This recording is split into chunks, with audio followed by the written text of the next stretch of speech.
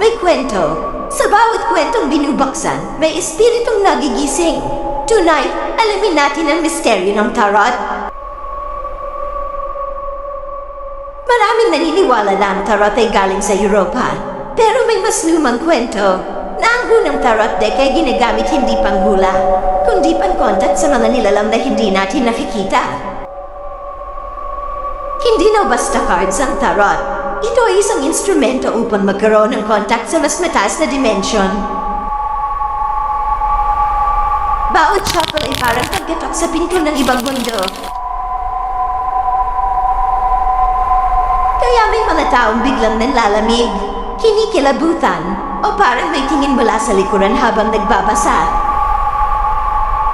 Ang Major Arcana, 22 cards na kinalabila. The Fool, The Magician,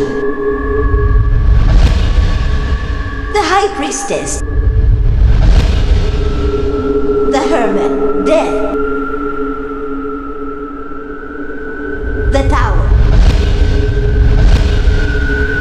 Pero ayon sa ilang esoteric traditions, hindi sila basta simbolo. Sila raw ay bantay. Mga bantay ng bawat yugto ng kaluluwa at kapalaran.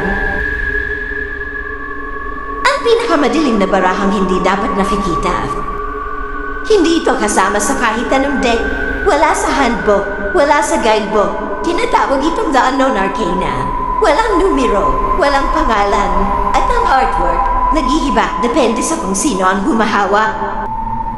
Sa tuwing lumalabas ang card na ito, may nangyayaring kakaiba. Para bang may kapalaran humahabol. O may nilalang na nagising na hindi mo kayang ibalik sa pagkakatulog. Ang tarot ay hindi masama, pero hindi na nito laging mabait.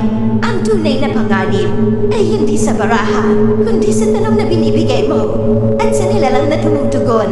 Kung sasagat ang tarot, handa ka bang pakinggan ang sagot? O may bagay kang mabubuksan na hindi mo na isasara? Kapag humawak ka ng tarot, tatlong mata ang nagbubukas. Ang mata mo, ang mata ng baraha, at ang matang matagal nang nakatingin sa'yo.